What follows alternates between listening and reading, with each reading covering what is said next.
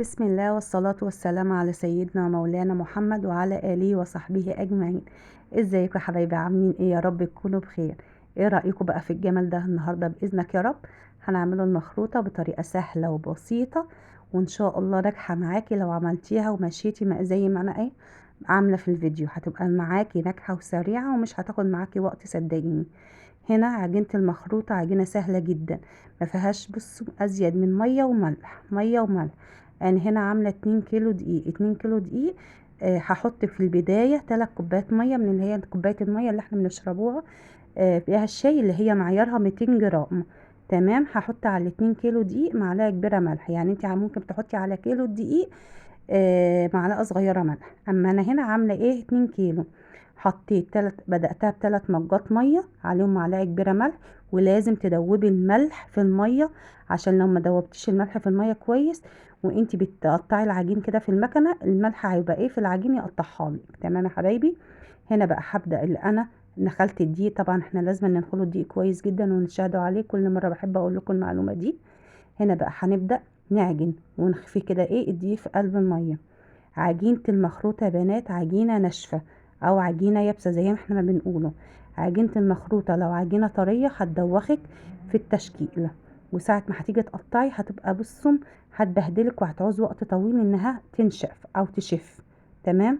بصم انا هنا بحط المية، حطيت 3 كوبايات، نزلت بالكوباية الرابعة ايه وتنيت ناعجن العجينة يعني تحت ايدي يابسة يأسة، قاسية جدا بس عادي. هنا بقى انا بقول لكم على الاتنين كيلو دقيق حطيت 4 كوبايات ونص ميه، 4 كوبايات ونص ميه.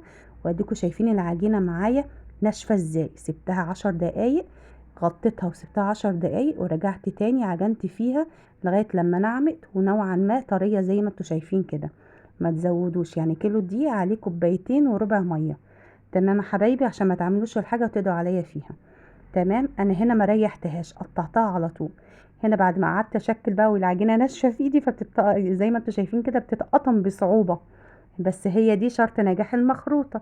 لو عجينه المخروطه او القدوسيه طلعت منك طريه، لا هتفشل منك وهتدوخك. هي مش هتفشل، بس هتدوخك وهتلزق منك وهتبقى صعبه في التشكيل. انا بقولك بكل امانه. هنا بعد ما قعدت اشكل شويه الكور حسيت ان الكور بتاعتي كبيره، فرحت بقى ايه الجيش قالك اتصرف. رحت عامله حته اختراع دلوقتي ريحني بجد بجد بجد. تحفه يا بنات، تحفه. هنا بقى بعد ما قطعت كل ده وتعبت فيه رجعت تاني قطعته بالمقص. جبت بقى المقص وقطعت العجيز زي ما انتوا شايفين كده، قطعته شبه صوابع الكفته. تمام. بصوا بقى جبت بقى المقص بقى، دي كانت فكره جميله، قطعتها شبه صوابع الكفته وقعدت نلين فيها ايه بايديا زي ما انتوا شايفين كده، واحطها في الدقيق علشان خاطر وشها ما ايه ما ينشفش مني. صلتوا بنا على النبي، اللهم صل وسلم وبارك على سيدنا محمد وعلى آله وصحبه أجمعين. اليومين دول بقى يا بنات عايزين نصلوا على النبي كتير، علشان هو ايه حبيبنا على الرسول. خلاص بقى ايه عيد ميلاده قرب اهو، فعايزين نصلوا على النبي ايه كتير. اللهم صل وسلم وبارك على سيدنا محمد وعلى آله وصحبه أجمعين. انا هنا غطيت العجينة بكيسة زي ما انتوا شايفين كده عشان وشها ما ينشفش انا اسفة. وغطيتها بحتة قماشة زي ما انتوا شايفينها وسبتها حوالي ربع ساعة عشان تريحني. سيبيها تريح شوية. هنا بقى برضو تاني حاجة من نجاح المخروطة الدقيق. لازم تشرب كمية دقيق كويسة جدا عشان ما تلزقش منك. بصوا انا عملت ايه في العجينة. مسكتها بططتها بايديا كده زي ما انتوا شايفين وايه وحطيت دقيق. والمكنة بتاعتي ظبطتها على اضيق حاجة في المكنة. يعني انا عايزة الرقم اللي هو الضيق اللي بينزل لي العجين شفاف. تمام.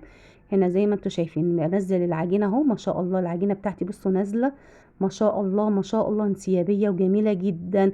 وما كنتش بنسيبها تشف لان العجينة يابسة. يعني يا دوبك كنت بعمل كام واحدة زي ما انتوا شايفين، كنت بعمل الطبلية وكنت حاطة جنبي حتة قماشة وحاطة الكرسي بملاهم. وبعد ما بخلص ايه 10 11 واحدة كده زي ما انتوا شايفين كده، باجي منزلاهم بالمكنه اللي هي بالشعريه. طب انا دلوقتي ما عنديش المكنه دي، هعمل ايه؟ احنا اغلبيه بيوتنا فيها، بس انا ما عنديش ونفسي اعمل المخروطه.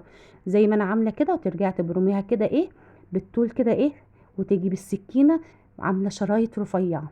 ما توقفيش على حاجه، بصي اشتغلي واعملي وهتطلع من ايدك زي العسل. كفايه النظافه وكفايه الريحه وكفايه الطعم. وزي ما انتوا شايفين اهو بسم الله ما شاء الله العجين نازل معايا بانسيابيه وجميل جدا وماهوش لازق في بعض اهو زي ما انتوا شايفين. باحط إيه بقى، باخد من كل ما أعمل فطيرتين 3 زي ما أنتم شايفين كده بانزّلهم شبه الشعرية، باحط رشة دقيق، هي بتاخد دقيق ياما أنا عارفة، بس ده نجاحها إن هي بتحب الدقيق. يعني أنا على ال2 كيلو دقيق فردت حوالي كيلو إلا ربع، يعني أنا كنت جايبة كيلو للفرد، اتبقى منه حوالي ربع كيلو. تمام يا حبايبي زي ما أنتم شايفين كده. هنا بقى عندك منخل حرير، هتنخلي الدقيق الزيادة. عندك أنا هنا جبت الغربال اللي أنا باعمل بيه الكسكسي، هنخل بقى بقية الدقيق الزيادة، وده برضو عامل من عوامل نجاح المخروطة، ان انتي تنخلي الدقيق الزيادة كده منه، وتقعدي بقى تفرفطيها كده بايديكي. بصوا بسم الله ما شاء الله، مش لازقة مش معجنة. لو مشيتي بنفس المقدار اللي انا قلتلك عليها، اضمن لك ان انتي هتاخدي احلى مخروطة ومش هتدوخك. تمام. طبعا احنا حلة الكسكسي دي عندنا في كل بيت، فلو ما عندناش هقولك هتعملي ايه. انا هنا جبت المصفى بتاعت الحلة، دهنتها بالفرشة كده دهنة سمنة. طب انتي ليه دهنتيها؟ علشان خاطر المخروطة بتاعتك ما تلزقش مني في الحلة. تمام يا حبايبي. ورحت جايبة شوك ومعالق كده ايه من البيت ورفعتها. طب انتي ليه ما حطيتهاش على طول على المصفى؟ علشان خاطر ما تعجنش مني، البخار ما يخليهاش ايه معجنة. انا بقول لكم كل حاجة وخبرتي في المخروطة بجد، وما خبيتش عنكم حاجة. هتيجي بقى ماسكة المخروطة زي ما انتوا شايفين كده، رصينها مرة بالطول وتيجي مرة بالعرض. ليه؟ عشان خاطر البخار يخش في المخروطة بتاعتك يسويها لك من كل حتة، ما تبقاش معجنة منك. شوف مش تمام يا حبايبي؟ تمام يا حبايبي. اللهم صل وسلم وبارك على سيدنا محمد وعلى اله وصحبه اجمعين. هنا بقى دي كانت اول مرة، يعني ايه، كانت اول تبويخة الاول ايه مقدار مخروطة معايا. تمام. كنت لسه بقى ايه هروح اكمل الباقي. زي ما انتوا شايفين كده رصيت المخروطة مرة بالطول ومرة بالعرض. هنا بقى اوعي تغطي المخروطة بتاعتك بالغطا الحلة، هتعرق منك وتعجن، هتعرق منك وتعجن. هتجيبي قماشة زي ما انت شايفة كده، وهتغطي بيها ايه الحلة بتاعتك. تمام. هنا دي حلة المخروطة بتاعتي، مليت نصها مية، ورحت حاطة زي ما انتوا شايفين المصفى على الحلة، وعلى نار عالية حوالي تلت ساعة. نار عالية حوالي تلت ساعة. ترجعي تاني تنزلي بقى المخروطة بتاعتك زي ما انت شايفة كده. بعد تلت ساعة اول ما تبخر اول تبخيرة، بصوا بسم الله ما شاء الله نازلة مش لازقة في المصفى. هتبدأي بقى تشيلي بقى الشوك والمعالق اللي انت عاملاها دي، وتدهني تاني برضو المصفى دهنة سمنة، علشان خاطر ايه انا بحب اردها مرتين. انا هنا بقى ايه بمسك المخروطة بتاعتي بعد ما هدت شوية، بفك فيها كده لو فيها حاجات مكلكعه، بس والله ما كان فيها حاجات مكلكعه، بس بحاول كده اسلكها من بعض، اكنك كده ايه بتدعكي حته فانيلا كده في ايدك، بتسرحي لبنتك كده وبتسلكي لها شعرها زي ما تسمي سمي. بصوا بسم الله ما شاء الله. هنا بقى دي كانت كميه ال2 كيلو، خلصتهم اول مره يعني دي اول تبخيره. تمام. انا بحب بقى ارد المخروطه بتاعتي، بحب اردها. فانا ال2 كيلو حطيت عليهم قد ايه، حطيت عليهم كوبايتين حليب او لبن زي ما احنا ما بنقوله، عليها كوبايه ميه. الميه برضو بتدي للعجين هشاشه وبتدي له خفيه. تمام. يعني طبعا الكيلو دي هتحطي كوبايه ونص حليب ونص ميه. تمام. وزي ما عملنا في المره الاولى هنعمله في المره التانية، هنرص برضو المخروطه مره بالطول ومره بالعرض.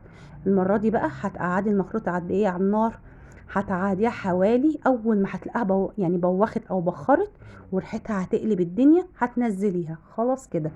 بجد بجد بجد بتبقى خفيفة جدا وتحفة جدا. تاكلي منها ما تشبعيش، هتاكليها مع بط، هتاكليها مع فراخ، هتاكليها مع لحمة، هتاكليها بسكر وزبيب زي انا ما عملت ولبن، هتاكليها كده لوحديها. بصوا وهم وهم وهم. طبعا واحلى من بعض. يعني الاندومي اللي عيالنا بياكلوه دي حاجة ما شاء الله احنا ضامنين نظافتها. حاجة عودوا عيالكم على الحاجات النظيفة اللي بتتعمل في البيت. خلي عيالكم تشوفكم وانتوا بتعملوا الحاجات دي، ما تخليهمش يقربوا للحاجات المصنعة اللي احنا بنشوفوها، اعوذ بالله، اللي هي بتجيب الامراض. عودوهم بجد بجد ان انتوا تعملوا كل حاجة في البيت. هم ذات نفسهم هيكرهوا اي حاجة من بره طول ما هم شايفين امهم بتعمل الحاجة في البيت.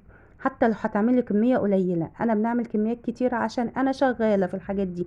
اليومين دول يومون موسم وانا شغالة في المخروطة والكسكسي. ان شاء الله الفيديو الجاي هعمل معاكم الكسكسي. تمام يا حبايبي. انا هنا بقى حبيت ان انا ايه ادوق ولادي منها.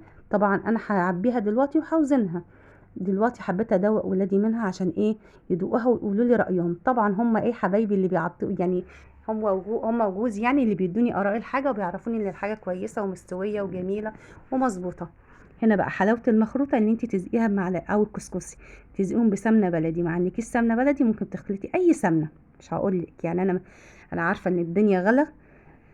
فالسمنه دي انا عملتها معاكم، السمنه النباتي اللي ازاي نحوله السمنه النباتي لسمنه بلدي. تحفه يا بنات، تحفه يا بنات. لو ما دخلتوش وشفت الفيديو خسرت نص عمركم. جميله وريحتها جميله، بالمخروطه اكنها سمنه بلدي، يعني على ابوها زي ما بيقولوا. كانت حكايه.